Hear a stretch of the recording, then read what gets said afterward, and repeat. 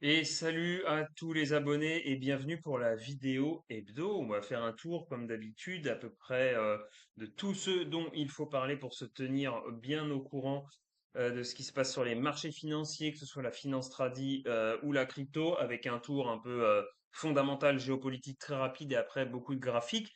Donc cette semaine, il y aura 7 grandes parties dans la vidéo. Je vous le dis pour ceux qui veulent aller directement sur les parties qui les intéresse si vous n'avez pas le temps de regarder toute la vidéo, même si je vous conseille à chaque fois de regarder évidemment la vidéo en entier pour avoir un maximum d'infos.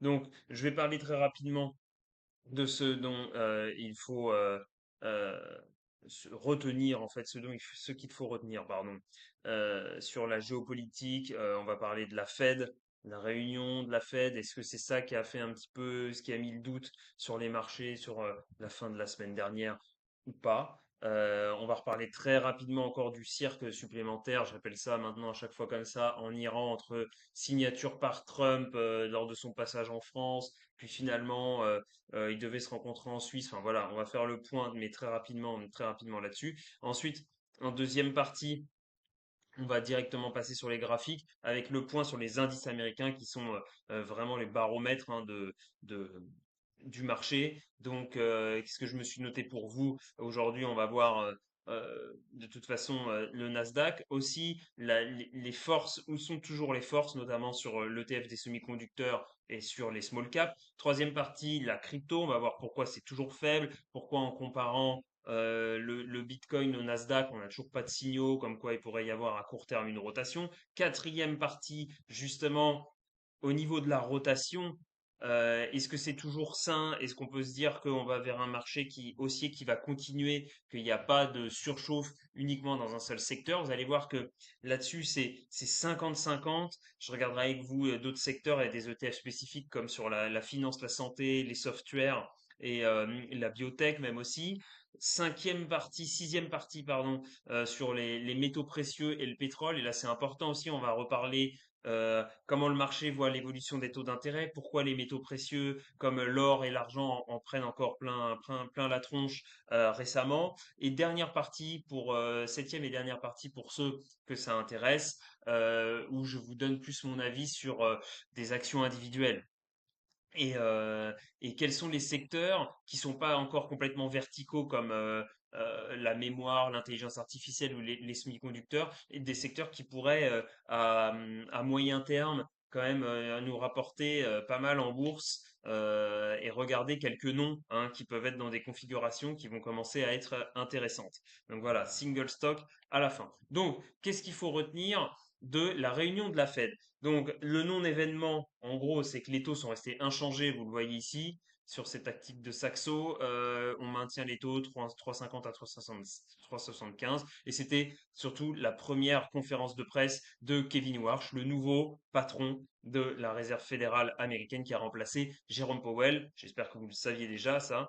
Donc, voilà. Il y a surtout son style qui a été attendu, voir son style s'il allait être plutôt ce qu'on appelle hawkish, donc plutôt sévère, on va dire, restrictif sur les taux d'intérêt et très attentif à l'inflation, donc ça, pas forcément bon pour les actifs risqués, ou s'il allait être plutôt dovish, l'autre côté, c'est-à-dire plus dans le mode du laisser-faire, plus light sur l'inflation, plus permissif sur la politique monétaire.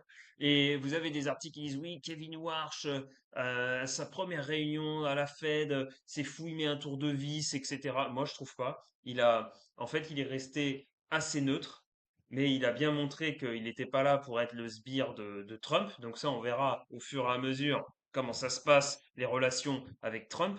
Mais ce qu'il a dit, donc là, ce que vous voyez sur l'article, en fait, il change de. Lui, il va donner son style. En même temps, un nouveau patron qui arrive, il impose son style. Communication beaucoup plus, c'est ce qu'il montre c'est ce que l'article rappelle dans cette partie-là. Euh, une communication beaucoup moins verbeuse, beaucoup plus courte que ce que se faisait avec l'Air Powell, très factuel sur les chiffres, et surtout, en fait, il est vraiment pas fan de la forward, ce qu'on appelle la forward guidance de la Fed, Warsh. Il y avait notamment ce qu'on appelle ici les dot plots, donc c'était chaque gouverneur de banque centrale qui faisait partie du FOMC donnait leur anticipation sur plusieurs trimestres à venir, le suivant et même encore d'autres, sur où est-ce qu'il voyait les taux.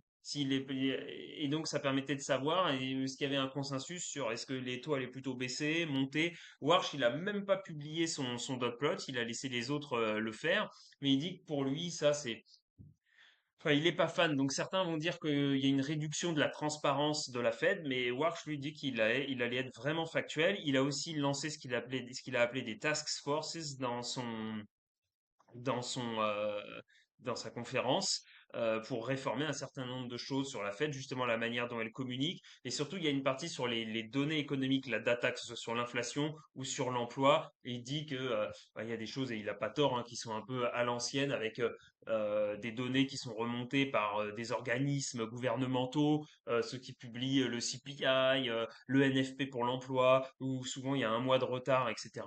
Et lui, il veut quelque chose de plus pragmatique, de plus proche de la réalité, plus proche du temps réel.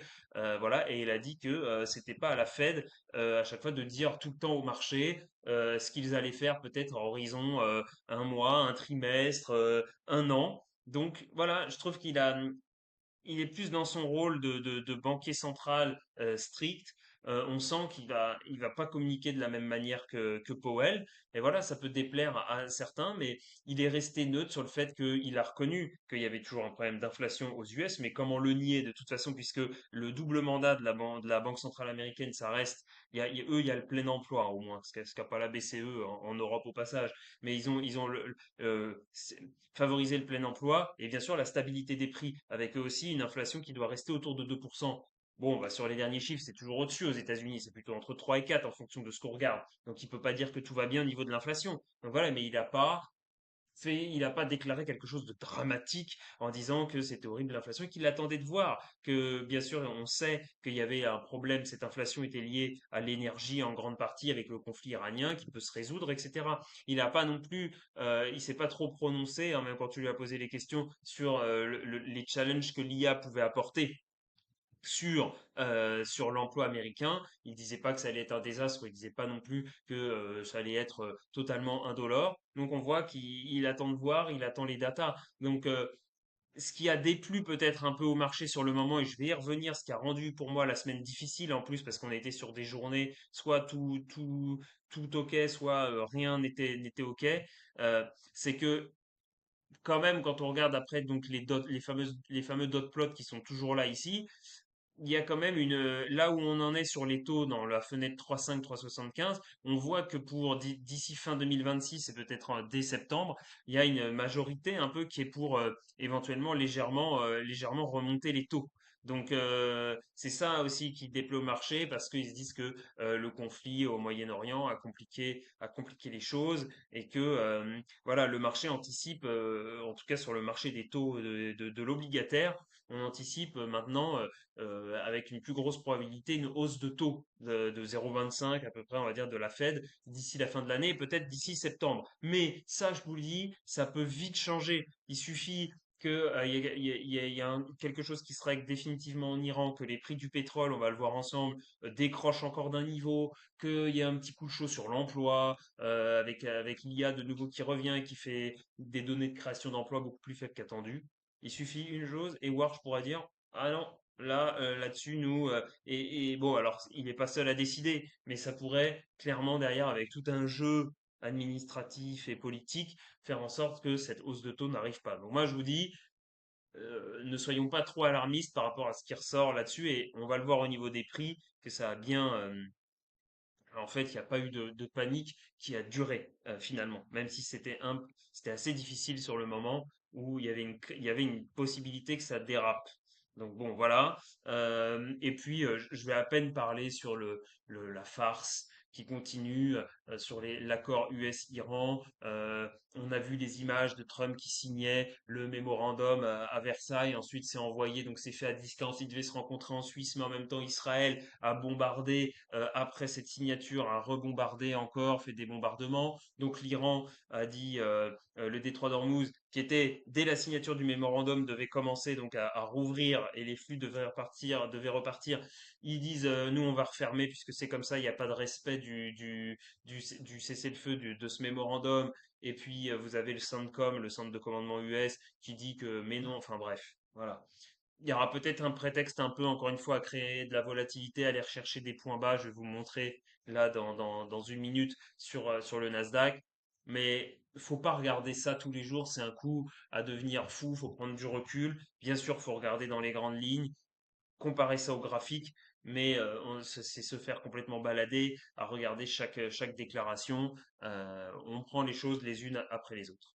Donc on passe à la partie graphique, partie 2 sur le Nasdaq. Donc sur les graphiques, comme d'habitude, unité de temps journalière, point et prix sur l'échelle de droite, date sur l'échelle horizontale en bas. Donc le Nasdaq. Voilà, donc je vous le rappelle, le coup de chaud qu'on a eu au début du mois de juin, double coup de chaud sur le vendredi 5 puis le mardi 9. Donc j'ai noté un niveau pivot du coup que les bulls doivent absolument conserver maintenant sur le Nasdaq qui est à 28 520 points, on va dire. Depuis, vous voyez qu'on a récupéré pas mal, hein, donc surtout en fin de semaine dernière, au début de cette semaine. Et puis cette semaine, finalement, c'était une semaine écourtée aux US, 4 jours, et on a fait plutôt du sideways en fait. Mais on est en train de consolider sous ATH, ok? Donc on le voit bien ici. Tac, je vais mettre ça là. Attendez, hop. On est en train de consolider sous ATH avec le niveau sur le Nasdaq qui est à 31 100 quasiment. Et donc, ce que je vous disais il y a un moment, on peut partir sur une figure de Cup and Handle Daily qui est toujours valide, puisque nous n'avons pas été chercher la liquidité, donc on peut consolider, accumuler de la force pour breaker plus franchement ensuite. C'est toujours une figure valide. On a une trend haussière, on a un top temporaire, un premier retracement, un deuxième retracement, qui, pendant le FOMC, c'était un peu compliqué, mais au final, qui ne dépasse pas les 50% du rebond ici, de ce second rebond, ok? Sans pour autant aller prendre la liquidité ici. Donc tous ceux qui ont éventuellement été short et qui jouaient une baisse, ils n'ont pas encore été sortis, ok? C'est moins une cup and handle valide si on vient prendre la liquidité du premier coup et après on retrace. Là, c'est une possibilité de faire un double top. Là, si vous voulez, je vous dis pas que c'est sûr que ce qui va arriver, mais la probabilité de faire un cup and handle et donc de consolider ici pour aller faire une vague haussière supplémentaire, elle est pas mal. Elle est plus importante parce que cette figure de ta séance en daily, pour moi, pour l'instant, elle est belle. On est repassé sous les moyennes mobiles. Je vous rappelle, en jaune, c'est une EMA 12, en violet, une EMA 26 et plus long terme, une EMA 200 en rouge ici. Donc on est repassé au-dessus. Voilà, on verra comment la semaine va ouvrir, mais pour moi, on se met en bonne position. Maintenant, rapidement sur le Nasdaq, si je passe en horaire, là où c'était pas forcément évident, bah, c'est surtout donc pour le portefeuille challenge, pour ceux qui sont dans les groupes et qui sont branchés au portefeuille. Malheureusement, à un moment donné, moi, je pensais ici que on avait déjà formé, si vous voulez, le bas de la anse, ok? Et en fait, je me suis fait prendre à un moment donné dans le drawdown du FOMC meeting, qui a été assez violent, hein, comme vous pouvez le voir. Et sur le portefeuille challenge, ça a entraîné du drawdown. Derrière, en fait, ici, c'est la journée du mercredi soir, hein, ok? C'est le mercredi soir, vous voyez, mercredi 20 h. Donc, on fait mine que le FOMC a complètement déplu et tout de suite, les flux s'inversent dès qu'on rouvre, dès qu'on ferme la séance du mercredi à 22 h et pendant la nuit, on récupère en fait 80%, 85% du mouvement de baisse. Et derrière, donc vous voyez, et derrière, en fait, on stabilise et on ne repart pas en bas et on enchaîne à la hausse. Et là, après, derrière, pour moi, c'était le vendredi, c'est une journée, les plus gros n'étaient pas, donc on a fait une sorte de volatilité un peu random, donc ça ne compte pas. Pour moi, on s'est arrêté vers les 30 700, et vous voyez qu'à peu de choses près, à 50 points près, on est au même point là avant de rouvrir le lundi. Donc, il y a eu du drawdown sur le portefeuille challenge que j'ai partiellement récupéré, mais pas totalement parce que derrière, j'ai pas pu me repositionner vu que ça bottom en V. Mais voilà, je reste sur le pari que on va continuer à construire petit à petit ce sentiment aussi pour revenir hein, vers les 31 000 points sur Nasdaq, donc plutôt une logique de long. Ok? Donc voilà ce qu'on peut voir. Le graphique nous montre pas un stress baissier particulier. Sur le S&P 500, c'est la même chose. vous voyez, avec un peu plus de faiblesse parce que on a la tech qui lead quand même, mais vous voyez que c'est très ressemblant, donc je vais pas zoomer plus que ça. Et qu'est-ce que je voulais vous dire de là-dessus? Non, on va passer justement. Je disais qu'est-ce qui lead par rapport entre le Nasdaq et le S&P 500 où c'est un peu plus fort dans le Nasdaq. Eh bien, c'est toujours l'ETF des semi-conducteurs. Les leaders restent les leaders en plus. Ok. Donc quand on regarde SMH, eh ben lui, c'est nouveau record. Vous voyez, le Nasdaq, lui, est encore au-dessus. Tout ce qui est IA, infrastructure IA, semi-conducteurs, puces, mémoire, à peu près là-dedans, pris dans cette ETF des semi-conducteurs, nouveau record. Ok. Donc là, le dernier pivot daily, il est déjà loin. Il est à 555, on va dire, sur SMH. Donc, combien ça fait si on regarde ça ensemble? Plage de prix. Maintenant qu'on est au plus haut, vous imaginez, il faudrait que l'ETF alors c'est très volatile, c'est possible, hein, mais il faudrait qu'on perde un peu plus de 15% pour revenir sur ce pivot, un pivot que les bulls doivent absolument défendre. Et donc maintenant, vu qu'on est pas mal remonté, on pourrait clairement, c'est pas grave, on est revenu clairement en surf, hein, si c'est pas le MA12 qu'on surfe sur SMH, c'est le MA26. Donc on pourrait refaire, s'il y a un petit coup de stress, on pourrait revenir au contact des moyennes mobiles et puis après repartir encore aussi. Et ça peut durer comme ça pendant des mois, je vous le dis. Tant qu'on n'a pas d'alerte rouge, de toute façon, ça sert à rien d'être complètement contrariant. C'est un coup à se faire pulvériser par le marché, même si c'est dangereux sur certaines valeurs. Je dis pas qu'il faut rentrer n'importe comment. Donc voilà, mais pas d'alerte rouge sur SMH. Les leaders restent les leaders. Autre chose qui est intéressant pour le risque on, hein, donc le fait de dire qu'on a confiance encore dans le marché, on peut être bull, c'est IWM, c'est l'indice des small cap US. Donc normalement, là, on vient de parler de la Fed, notamment. Oui, les taux, Warsh, peut-être, il devient complètement hawkish et tout ça. Bah, normalement, un environnement de taux qui n'est pas favorable et qui reste haut, je vous l'ai déjà dit, ça, c'est censé impacter négativement d'abord les plus petites entreprises, celles qui ont besoin de davantage emprunter, qui peuvent être affectées par des taux plus élevés, elles peuvent ne pas avoir un emprunt, ou alors ça peut venir rogner leur marge, etc. Et là, l'indice, il vous dit quoi, l'indice des des semi-conducteurs, hein, IWM des small caps, bah, il est quasiment de retour sur ATH. Il était la semaine dernière, en plus, il était plus fort que Nasdaq. Et là, cette semaine, sur le dernier jour, le jeudi, qui a vraiment coté, il a pas mal remonté. On est toujours sur un environnement bullish en raidant les moyennes mobiles. Voilà, c'est tout. Donc, on est sur des records sur les WM et ça peut être ce que les Américains disent Blue Sky Breakout. On continue tant qu'on n'a pas une alerte rouge terrible. Donc, voilà ce qui nous montre qu'on est dans un environnement plutôt risk-on. Maintenant, le fait que les taux, par contre, ne baissent pas sur qu'on a cette stabilité encore avec Warsh et que peut-être certains disent bah oui, quand on regarde les projections de la Fed, si ça se trouve, ça va monter, ça va pas bénéficier aux autres actifs qui sont directement libellés en dollars ou qui bénéficient d'un environnement de taux bas. Et Bitcoin en fait partie, parce que quand vous avez du Bitcoin, vous pariez sur quoi? Sur l'appréciation de l'actif en tant que tel. Et contrairement à des actions ou des obligations, le Bitcoin ne vous apporte pas de rendement. Vous recevez pas un coupon comme pour une obligation qui vous rapporte un taux mensuel ou annuel, en fait, hein, automatiquement, au-delà de la variation de l'actif.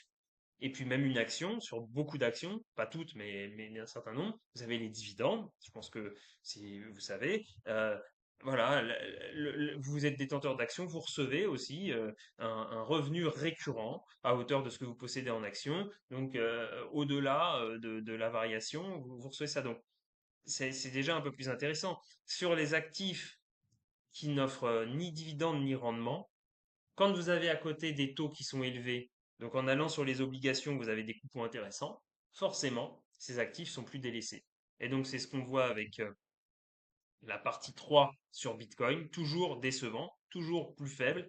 Donc là, évidemment, depuis la mi-mai, on a sacrément décroché, hein. Attendez, je vais faire du propre à chaque fois sur ici. J'avais oublié de le faire avant, mais c'est pas grave. Les 60 000 $. On a été prendre la liquidité, on rebondit, mais c'est un rebond, comme je disais, au prorata de la baisse depuis la mi-mai des 82 000 $. C'est pas un rebond impressionnant. On a tenté de repasser au-dessus de l'EMA12, on n'y arrive pas. C'est la 26 qui bloque et encore, on l'a même pas véritablement touché. On repasse sous l'EMA12 et là, c'est elle qui bloque à nouveau. Donc, moi, ouais, je vous dis, je peux me tromper. étant donné l'environnement, il y a des choses comme le Clarity Act qui vont passer mais qui sont pas encore passées, ça pourrait arriver qu'à l'été ou à l'automne. Vous avez cet environnement de taux qui met un peu de temps à se résoudre. Je vois potentiellement une dernière vague de baisse sur Bitcoin. On en a déjà parlé, mais alors attention là, après, sur les détails des prix, j'en sais rien, c'est de la spéculation, mais une dernière vague de baisse qui va clairement casser les 60 et aller quelque part pour l'instant entre peut-être 56 et 52, ok? Et là, après, il faudra surveiller si on a de l'intérêt acheteur. Et peut-être que ce sera le dernier down. Si on croit encore en Bitcoin, en ces cycles, là, ce sera très intéressant pour commencer à être agressif à l'achat sur Bitcoin et se dire peut-être qu'on a enfin le point bas depuis le décrochage d'octobre 2025 où Bitcoin a perdu plus de 50% jusqu'à maintenant. Donc on reviendra à peu près sur les niveaux de l'été 2024 et on retrouverait de l'intérêt ici. Mais derrière, il nous faudra d'autres signes. Il nous faudra voir de l'intérêt acheteur. Il faudra voir si ça se résout sur les taux, si en fait finalement on se projette vers une baisse de taux, tout ce qui pourrait aider un petit peu Bitcoin. Après, il y a de la narratif en particulier sur l'asset, mais ça de toute façon c'est à voir jour après jour. Mais surtout, avant de vous faire, sans rentrer plus en fait, vous voyez, dans le graphique, là, hein, il n'y a pas besoin d'aller chercher 10 000 choses. Quelque chose qu'on peut voir, mais qui nous avancera pas beaucoup plus. Regardez, je vous le fais en live. On peut très bien dire que là, on est en train de surfer, plus ou moins, vous voyez, un canal, ok? En tout cas, on a ce support-là par rapport à début juin, quand on a swipé sous 60 000, et puis je vous le donne en 1000. Je vous fais même pas le canal classique qui force les traits verticaux. Mais si on prend ici le dernier point, tac, et je fais ça, bah voilà, on a quasiment deux lignes parallèles, hein, pas tout à fait, mais voilà. Donc on peut avoir ce canal, mais qu'est-ce que c'est ça par rapport au drop? Si on évolue dans ce type de force de rebond, ça ressemble encore une fois à un bear flag, donc un drapeau baissier par rapport à la baisse qui a été plus forte depuis 82. Donc, même si on continue encore à faire une vague, vous voyez, jusqu'en juillet. Cet été, on pourrait casser ça et puis aller faire ce que je vous ai dit là tout à l'heure. Ok? Donc, pour l'instant, il n'y a pas de signaux particuliers qui montrent une force sur Bitcoin. Si on regarde le ratio Bitcoin-Nasdaq, c'est terrible. Je vous ai montré peut-être une fois, mais je vous le remontre. Regardez ça. Regardez depuis la fin de l'année dernière. Dépréciation du Bitcoin par rapport au Nasdaq. L'intérêt est sur les actions, il est ailleurs. Et là, justement, sur ce ratio de chart, pareil, si j'ai pas de signaux, je me dis, ça sert à rien de trop anticiper une rotation vers Bitcoin parce que je vais peut-être continuer, je vais acheter le dip du dip, c'est ça? Puis ça continue à tomber. Ça, c'est bien sur le Bitcoin Wire. Vous avez des influenceurs sur Twitter qui vous disent buy the dip. Puis en fait, si c'était pas le dip dernier, qu'on continue à tomber 30% en dessous, généralement, ils suppriment les tweets ou vous les voyez plus, etc. Non, non, ça c'est bien pour les influenceurs Twitter. Mais quand on fait les choses sérieusement en investissement, on investit si on a quand même quelques signaux, quoi. On n'espère pas comme ça. Donc là, Bitcoin, c'est pas une question de dire que j'y crois plus. On verra, il y a des challenges. Si ça se trouve, ça peut fortement repartir. Il peut bénéficier après d'une rotation. Ça peut se calmer sur les semi-conducteurs et revenir sur d'autres secteurs, dont Bitcoin. Mais là, clairement, ici, de toute façon, moi, j'ai mon ratio de chart et le EMA 12 et 26. Bon, bah, déjà, tant qu'on va pas repasser en daily clairement au-dessus des EMA 12 et 26, la trend continue, la force, elle continuera à être du côté de la tech US, du Nasdaq et des semi-conducteurs, et Bitcoin sera plus ou moins délaissé. Ok? Maintenant, quand on regarde les altcoins, c'est pareil en pire. Je suis désolé, mais Ethereum, ça ressemble à Bitcoin, mais encore plus dégradé, quoi. Il enfonce un peu plus l'ancien support. Le rebond, il est vraiment pas fou comparé pareil au décrochage depuis le mois de mai. Les moyennes mobiles, elles bloquent aussi. Il y a peu d'intérêt dans les altcoins. Le seul altcoin qui est digne d'intérêt, c'est Hype. Ok? Donc, et on l'a joué de temps en temps sur le portefeuille et on verra. Donc là, après, vous voyez, lui, il est quasiment sur ses plus hauts historiques, donc ça n'a rien à voir, même si là, il nous a peut-être fait une petite prise de liquidité. Vous voyez, comparé à tout à l'heure, et sur le Nasdaq, voilà un exemple de cup and handle qui ne peut ne pas être valide parce qu'on a déjà pris la liquidité là-haut. Donc en fait, on n'a pas continué à accumuler de la force pour faire sauter les stops ici. Donc ce sera à voir, mais ça reste quand même une belle figure où on peut faire ce qu'on appelle un équilibrium, et ça peut être la même sur le Nasdaq avant de répéter à la hausse. C'est-à-dire que on part ici, et puis là, on va un petit peu consolider, compresser, et après, on va repartir. Sur Hype, c'est possible, ça. Maintenant, de toute façon, les Bulls, il y a un niveau assez clair à pas perdre. C'était ma ligne horizontale ici, là, avec la config. Désolé, parfois je vois pas tout parfaitement avec des fonctions que vous voyez pas à l'écran pour l'enregistrement. Et voilà, donc le point ici, 52-64 sur Hype. Ok, de toute façon, c'est assez clair. Ça, c'est le pivot daily à défendre pour les Bulls. Le problème, c'est que c'est des actifs ultra spéculatifs. Donc par rapport à maintenant, vous imaginez, c'est 22% de, pour placer le stop. Donc ça coûte cher. Euh, donc ça après c'est à chacun de voir, hein. Et si vous mettez par exemple 10 000 balles sur Hype maintenant et que le stop est touché, bah, vous perdez 2 200 balles, quoi. Donc après c'est à chacun de voir. En revanche, si c'est le grand gagnant du prochain cycle, bon bah peut-être on sait pas. On ne sait pas, dans 2 3 ans, Hype vaudra peut-être 300, 400 balles ou plus. Donc il y a, voilà. Mais voilà, sur le positionnement, c'est toujours. Après, si vous voulez enchaîner à vous positionner, on re-rentre dans des plus petites unités de temps, mais à ce coup-là, vous avez moins de setup qui fonctionnent et vous prenez plus souvent des stops. Donc voilà sur la crypto. Maintenant, on va passer à la rotation au global pour voir ce marché, si on peut continuer à avoir confiance. Je pense que j'ai dit à peu près tout ce que je voulais sur la crypto et je vais montrer le ratio de chart, etc. Donc, ok.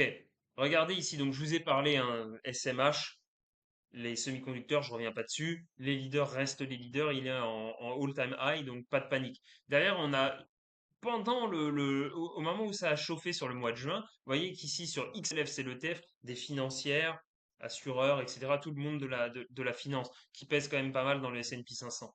Vous voyez, ça a pris le relais. Pendant que ça baissait un petit peu sur le Nasdaq et surtout sur SMH, et ben là, sur XLF, on est monté. Maintenant, on voit tout de suite, hein, c'est pas non plus de la rotation hyper punchy. Jeudi, quand on a eu pendant le FOMC, ça a un peu déplu sur certains secteurs et donc on rebaisse. Bon, on a le niveau ici que j'avais déjà noté 53,17 sur XLF. Si on le maintient, cet ETF pourrait derrière, hein, on vient retester l'ancienne résistance en tant que support et après on va attaquer les ATH. C'est vers les 56, 57, 56 et quelques sur XLF. Mais moi, ça me va. Si à un moment donné, on a des fois un peu de consolidation sur les semi-conducteurs, mais grosso modo, ça se stabilise ou ça continue, et que vous avez d'autres secteurs qui prennent le relais comme XLF, ça veut dire que c'est toujours un peu sain sur le marché. Ce qu'il faut pas, et on verra après, ça peut nous amener vers effectivement un climax de top à un moment donné. Si vous avez tout, vous avez des valorisations qui deviennent de plus en plus délirantes sur les semi-conducteurs, que tout le monde en parle en disant on va devenir riche, tout le monde va devenir riche avec les semi-conducteurs, l'IA, l'infra et tout ça, et qu'à côté vous avez XLF, donc ça j'ai fait, vous avez aussi la santé XLV, tout est sur au plus haut. Là, il faudra faire très attention. Mais vous voyez que pour l'instant, sur le secteur de la santé, XLV, pareil, ça tente de faire de la rotation, mais très vite, ça peut corriger, hein. Donc, la hausse est assez concentrée sur le marché. Pareil sur les logiciels IGV. Ben là, lui, c'était un petit peu plus tôt, hein, à un moment donné, quand on a eu des rebonds un peu sur Microsoft, etc. Ça revient, mais derrière, vous savez, hein, tout ce qui est les software as a service, SaaS, etc., crainte sur l'IA, ça se fait défoncer. Finalement, on remonte, mais là, derrière, la correction, elle est assez salée. Je vais enlever maintenant ce FIBO puisque le rebond est terminé, mais on peut justement en faire un autre par rapport au rebond qu'on a fait initialement. Je le fais en live là aussi avec vous. Tout simplement, là, ici, vous voyez qu'on arrive déjà à la zone limite, hein, pour que les bulls se disent bon bah on va pas les logiciels, software, on va pas complètement les délaisser. On est déjà sur 61,8 de retracement. Donc on va surveiller IGV pour voir si ça arrive quand même à se maintenir, comment ça se passe sur Microsoft. Mais bon, ça se fait défoncer, hein. Généralement, vous voyez Adobe, bon bah voilà, à peine le petit rebond, c'est au plus bas. Vous avez Salesforce, c'est à peu près la même chose, ça se fait défoncer. Donc les softwares se font défoncer en bourse. Si vous n'êtes pas placé au bon endroit, vous gagnez pas tant d'argent non plus, hein. Faut pas se faire avoir par, encore une fois, le monde des réseaux sociaux où les mecs publient simplement les valeurs qui font des plus 100%. Quelque chose en revanche qui est intéressant, on peut peut-être se positionner sur la biotechnologie. Ok, là, on voit que c'est sur ses plus hauts, ça consolide depuis un moment. Il y a des synergies peut-être entre intelligence artificielle et certains labos pour accélérer les traitements, etc. Ce sera un secteur notamment à surveiller pour peut-être prendre le relais, aider le marché à continuer à monter. Et puis, en revanche, là où ça a beaucoup de mal, mais on voit que le marché essaye d'aller plutôt sur les nouvelles valeurs qui sont en hype et plus des petites qui ont de la hype et qui sont pas forcément avec des méga caps. Quand on regarde le MAX, c'est l'ETF des MAX 7, à Nvidia, Amazon, Meta, vous connaissez et compagnie. Bon, ça corrige quand même vite pas mal, hein. Ça ressemble un peu à la rotation qu'on peut voir sur les financières. On avait rebondi à partir d'avril aussi. On a eu beaucoup de mal à repasser les ATH de l'année dernière, alors que sur le logiciel, l'ETF des semi-conducteurs SMH, on est largement au-dessus sur le Nasdaq aussi. Vous voyez que malgré que les MAGs ont plus de mal, le Nasdaq est tiré par toute cette hype, et j'y reviendrai à la fin, sur certaines valeurs. Mais enfin, je peux vous le montrer maintenant pour vous faire la même chose, hein. Regardez donc. Là, c'était les Max 7. Là, si on prend le TF Nasdaq, c'est à peu près la même chose que je vous ai montré tout à l'heure sur les contrats futurs. Ça cote pas autant. Mais Max, on est à peine au-dessus des anciens records de l'année dernière. Alors que le Nasdaq, lui, il a profité beaucoup plus. Il a profité de quoi? Il a profité des semi-conducteurs, de l'IA. Quand vous regardez Intel semi-conducteurs, bon bah voilà, hein, vous voyez, depuis avril, l'explosion de 40 dollars à 130, et on a l'air finalement, après cette phase de consolidation, de vouloir continuer. Un exemple sur les semi-conducteurs, voilà, où c'est en ce moment, toute la hype est concentrée. Mémoire de l'IA, mémoire IA, Micron. Bon bah là, c'est des charts qui sont verticaux. Vraiment, c'est difficile de rentrer maintenant, malheureusement, pour ceux qui sont pas positionnés sur ces stocks. Mais voilà, depuis avril, c'est vertical. Et vous voyez, quand on corrige, on ride quoi encore? On ride soit le MA12 à peu près, ou le MA26. Et voilà, nouveau record sur Micron aussi sur cette fin de semaine. Donc voilà, un peu de rotation, mais on verra derrière si ça suit vraiment. Et si ça continue à verticaliser sur ce genre de valeur et qu'il y a une enflammade un peu globale sur le marché, là, moi, je vous dirais qu'il faut se mettre plus en mode défensif. À côté, là où c'est moins la fête, c'est sur les métaux précieux. Donc, pareil, comme je vous dis, sur cet environnement de taux, je vous l'ai dit tout à l'heure, des taux qui restent élevés, l'or ne rapporte rien. Donc voilà, en fait, je vous avais fait ce falling wedge, on le casse par le bas, on tente de le retester, vous voyez ici, et en fait, on repart. Donc, ce qu'il faut noter sur le gold, c'est que là, on a essayé de prendre la liquidité, on échoue en fait à rebondir, donc on pourrait clairement derrière, aller casser ce point bas et aller sous les 4000. Ok? Je regarde par rapport au break adjust, mais c'était ça, voilà. C'est ça, c'est que de cette manière-là qu'on le voit le mieux. Vous voyez? On prend la liquidité, l'ancien niveau des 4100. On tente de rebondir, là vous voyez mieux, ouais, sur le falling wedge, ce que j'avais laissé en break adjust pour les indices. Et on retombe. Ok? Donc, ça m'étonnerait pas qu'on fasse un point plus bas sur le gold. Là, il n'est pas sur les métaux précieux en ce moment. Sur l'argent, sur le silver, c'est encore un peu plus marqué. Là, par contre, on n'a pas pris la liquidité, ce qui prouve d'autant plus ici, hein, quand on a fait ce point bas du 11 juin par rapport au 23 mars. On avait, pour être un peu plus précis quand je vous dis ça des fois, parce que je sais que c'est pas forcément évident de tout suivre. Tac, je vais masquer ça aussi. Je mets l'aimant. Le point du 23 mars, le point bas, vraiment de la mèche, c'était 61,21. Et là, on a fait 61,59 le 11 juin sur le silver. Donc, on n'a pas pris la liquidité. Regardez, quand il y a eu la hype, ça s'enflammait sur les métaux précieux en début d'année. Vous entendiez encore des types dire, ouais, l'argent, il va aller à 300 dollars, etc. À chaque fois sur ce type de hype, quand le chart est vertical, il faut fuir parce que il y a forcément, il y a un retour de bâton à un moment donné. Si vous n'avez pas un super prix d'entrée, il faut savoir résister au FOMO. Mais je sais que c'est assez difficile, hein, mais mais c'est quand même la réalité la plupart du temps. Moi, maintenant, ce que je vois, le temps que cet environnement de taux se règle, on commence vraiment là à avoir désespéré finalement les bulls sur les métaux précieux qui étaient complètement fous là début janvier. Ça fait 6 mois qu'ils se font casser les dents. Et là, un dernier drop, une once d'argent qui va vers les entre 50 et 55 dollars. Finalement, on aura recorrigé toute la phase verticale, vous voyez, toute la phase parabolique. Ah, là, je vous dirais que c'est intéressant pour se repositionner agressivement sur les métaux précieux. OK? Et donc, pour finir avec cette partie métaux et matières premières, le pétrole. Eh bien, le pétrole, on voit bien que on est passé alors là, il faut le remettre en breakages, pareil pour les contrats, on le voit mieux comme ça.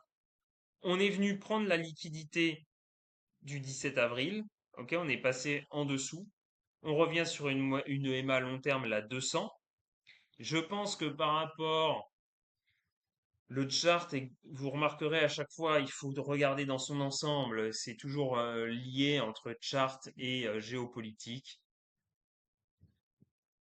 On a un petit peu il y avait là des escalades. Là, finalement, on voit que c'est un peu bizarre encore une fois sur les signatures. Donc, je vois bien peut-être sur la prochaine semaine un pétrole qui peut rebondir, aller au contact de ces moyennes mobiles 12 et 26, donc, et des anciens supports qui devront cette fois faire résistance, ceux qui sont ici et ici, à peu près, donc entre 80 et 85, d'accord? Donc, on vient toucher cette zone et derrière, on redrop. Donc, une parenthèse, et puis derrière, la résolution plus profonde, ça peut arriver pendant l'été, un peu après.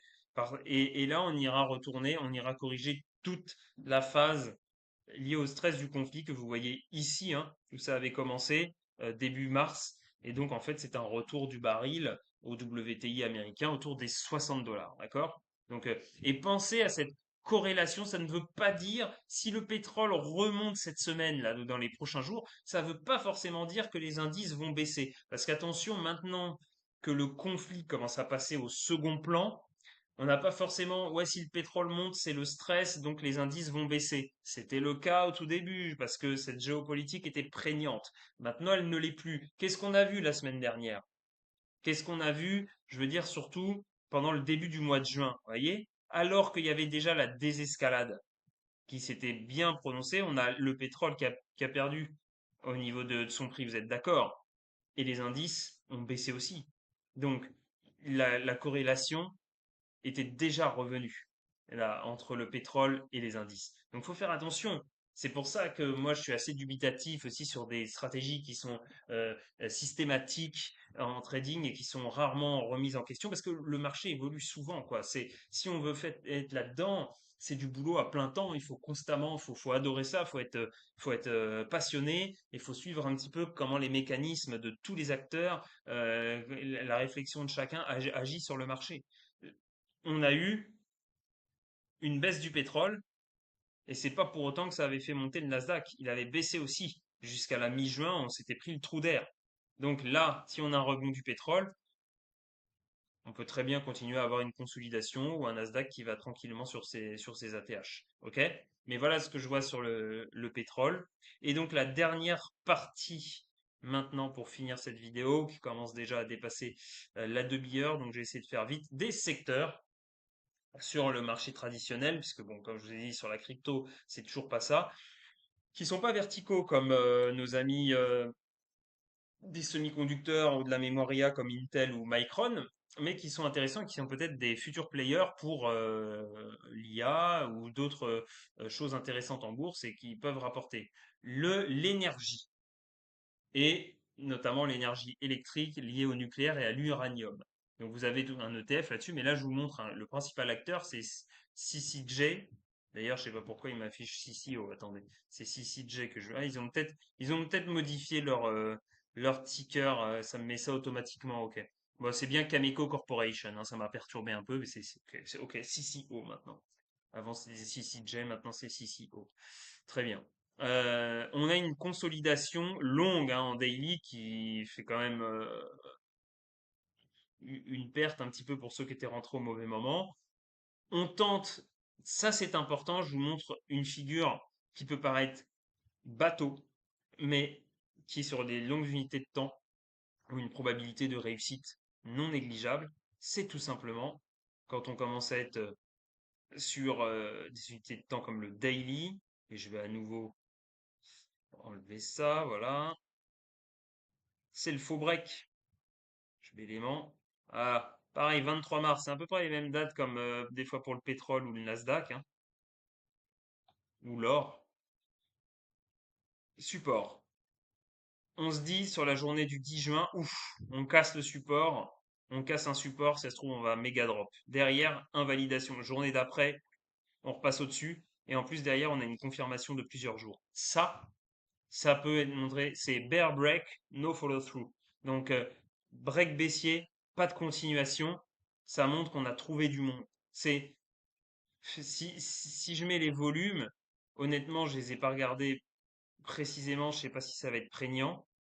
C'est pas spécialement la prégnance sur le break, je vous avoue. Mais là, mais on voit que derrière, sur une journée comme jeudi, on a en tout cas des volumes qui diminuent pas, qui restent stables. Donc bon, voilà, je me disais, les volumes sont pas toujours probants, mais je voulais regarder en même temps. Et là, on tend à reprendre les moyennes mobiles. Donc, clairement, là, ici, après une longue phase de consolidation, on pourrait avoir le retour. Alors, si on regarde de très loin, hein, cet actif, il est bullish, hein. Vous voyez? Là, quand on zoome, on se dit, ouais, c'est peut-être un peu dégueulasse et tout. Et puis, en fait, là, on a un bull flag weekly, on a un bull flag hebdo. OK? Donc, l'uranium, pour moi, ça peut clairement être ça peut être des valeurs intéressantes à jouer. Une petite correction, là, en deux temps, vous voyez? Bear break, no follow through. Derrière, on peut repartir. Vous avez des super valeurs comme CCJ, comme Oklo pour jouer l'uranium. Donc ça, c'était la première chose dont je voulais vous parler. La deuxième chose, c'est le secteur du quantique. On va le regarder parce qu'il n'y a pas d'ETF que moi je trouve très probant pour l'instant sur le quantique. C'est encore très early, très spéculatif, hein. Mais ça peut être le prochain carburant à l'image de la mémoire IA qui peut apporter beaucoup en bourse. IONQ est un des pure players dans le quantique. Ouais, je vous ai mis en weekly, mais je veux commencer en daily. OK? On a eu l'année dernière une première forte poussée à l'automne 2025. Il a topé d'ailleurs un peu comme Bitcoin, hein, à l'automne 2025 très rapidement. Grosse correction. Et si je vous montre les ratios, ça n'a rien à envier aux altcoins, hein. Je vous le fais. Regardez depuis les plus hauts quand il était à 84. On a corrigé jusqu'à 28, 27, 26. C'est presque 70% de correction. Ça fait mal.